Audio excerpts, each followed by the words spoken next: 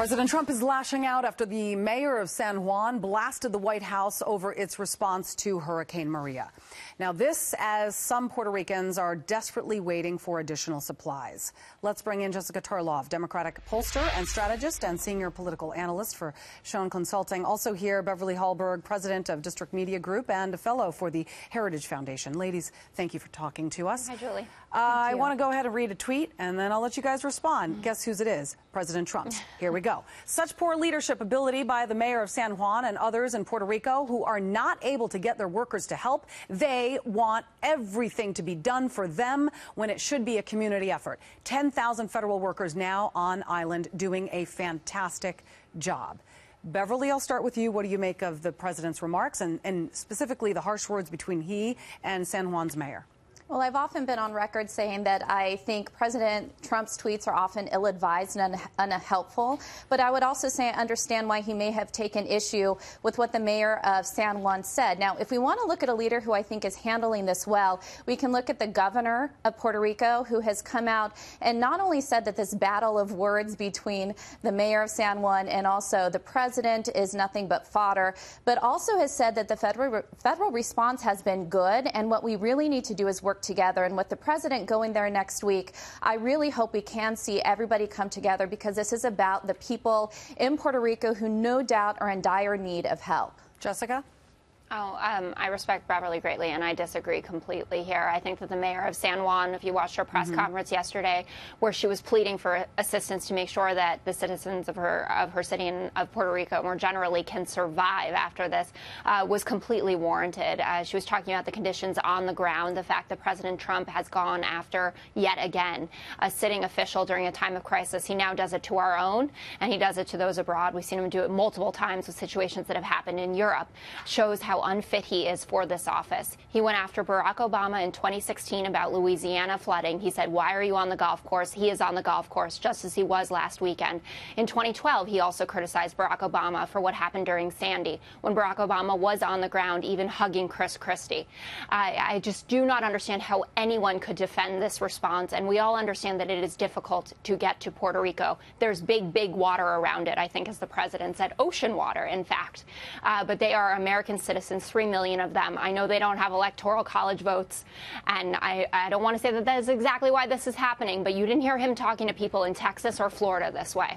And I'd like to jump in. It's not that I agree with his response, but I disagree with the feeling that the federal response has been poor. When you take a look at the tragedy that's in Puerto Rico, there is water there. The federal government is trying to get food there, but yet the transportation system, the roads, everything is destroyed. So we do see that the Puerto Ricans are in dire need, but I think the federal government is doing what it can. And I would even give praise to President Trump for relieving some of the pressure from the Jones Act to make sure that we can have other vessels get there. I would actually like to see that extended even longer, and I hope that we can, so we can get the people in Puerto Rico the help that they need. Well, Jessica, I got to jump in real quick. Okay, so in response to your view on the way the president has handled this, or as you say, mishandled this, how do you truly believe the mayor of San Juan is handling this when she's on television, cable, network, broadcast news every single day? Here's video of last night's press conference,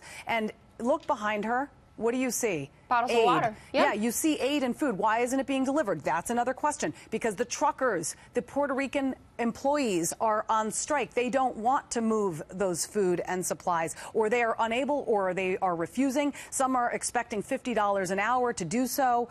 Now, when the president accuses Puerto Ricans of not necessarily trying to help themselves, does that then paint a not so great optic? Because the word optic has come up a lot this week. So what are the optics behind that press conference with all that aid behind the mayor of San Juan?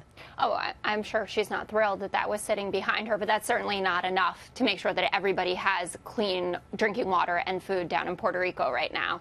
I think that the mayor of San Juan certainly wants attention, but I think she wants attention on behalf of her citizens. She also knows that President Trump is watching cable news all the time. I think she was speaking directly to him and to people in positions of power. to make sure that their needs are being met as well as they can be. As I said initially, I understand there are systemic challenges to getting enough aid to the people of Puerto Rico. But to Beverly's point about the Jones Act, that got waived days later than it should have. And yes, it should be extended. I agree. Yes, and it's just sad and that's because of the pressure. Politicians exploit the lives of people who are in great risk, and that includes the mayor of San Juan. If I were a resident of Puerto Rico, I wouldn't want to hear my mayor speaking about us this way. I mean, President Trump lifted the Jones Act essentially to prohibit these foreign ships from being blocked from being able to deliver aid. So that has been done. I haven't heard one word of acknowledgement from this mayor, who is also calling out the administration because FEMA says that you need to contact them via the internet. Well, they don't have the internet. Well, yes,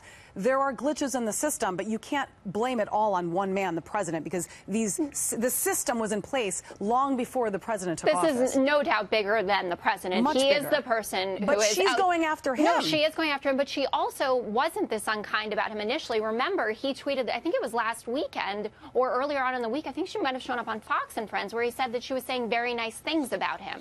So the relationship has deteriorated between these two people. But either way, at base, we never want politicization and exploitation of a crisis.